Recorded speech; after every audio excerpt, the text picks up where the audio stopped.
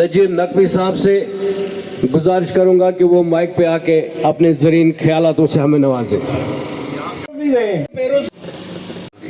انا للہ و انا الیہ راجعون. اللہ تعالیٰ ان کو جنت الفردوس میں جگہ دے دے. اور ایک پارٹی کا لیڈر کہتا ہے میں تو ڈوڈا سے اٹھا ہوں, میں تو بدرواہ سے آیا ہوں.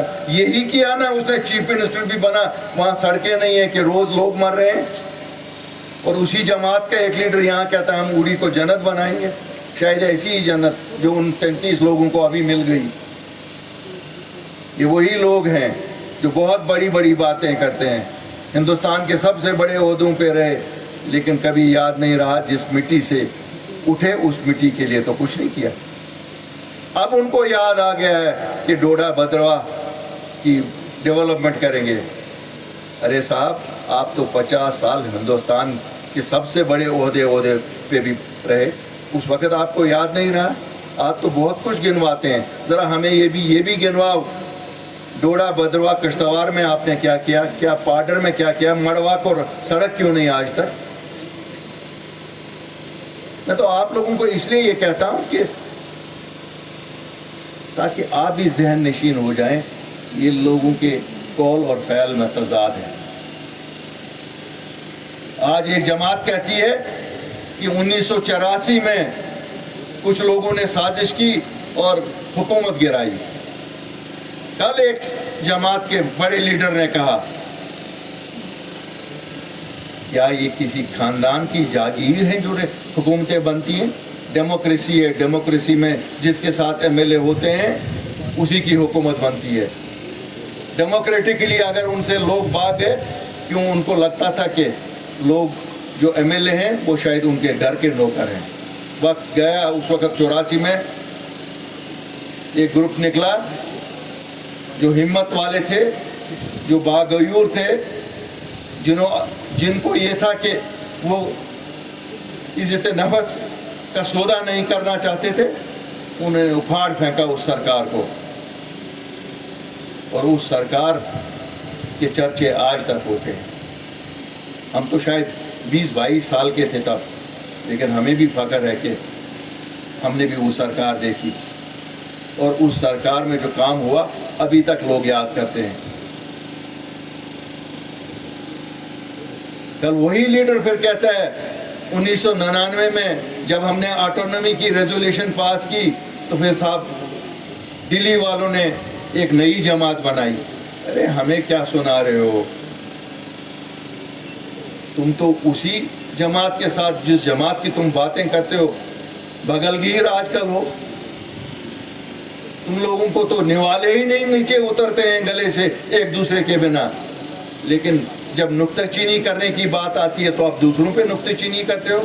ناچ نہ جانے آنگن ٹیڑھا, وہی آٹونومی کا ریزولیوشن آپ پاس نہ کروا سکے, لیکن آپ میں غیرت نہیں تھی کہ آپ حکومت چھوڑتے, کیونکہ آپ کی نیت ہی نہیں تھی کبھی آٹونومی یہاں دلی سے نیگوشیٹ کر کے لاتے.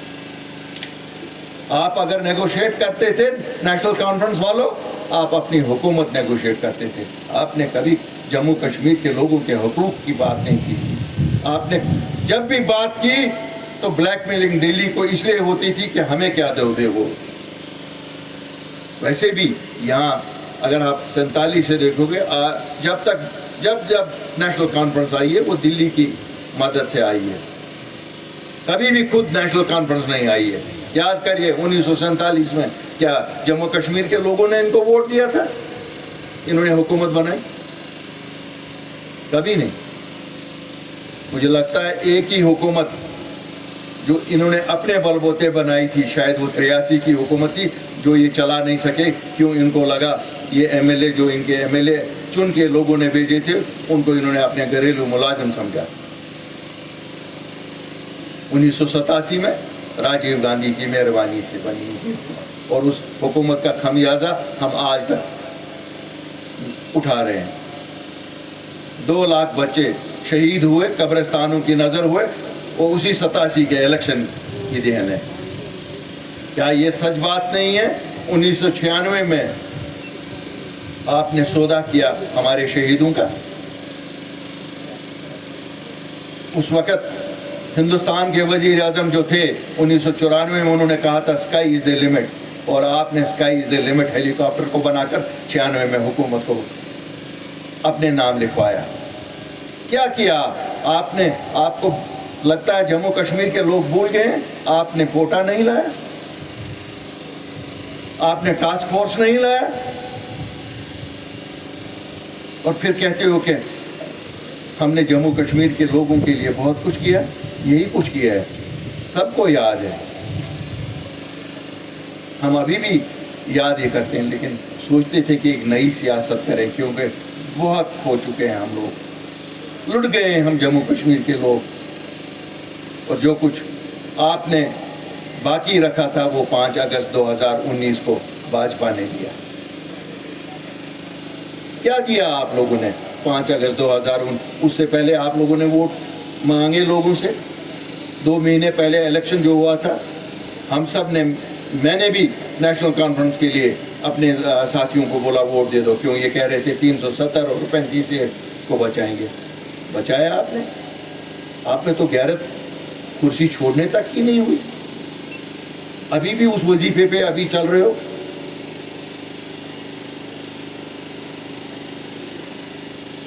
شاید روس کے ایجنٹ ہے، اب روس بھی نہیں مانے گا یہ ہمارے ایجنٹ ہے، کیوں؟ اس وقت تو یہ لال جھنڈا انہی کو، کمیونسٹ کو دیکھ کے لیا گیا تھا نا، لیکن اس لال جھنڈے کے پیچھے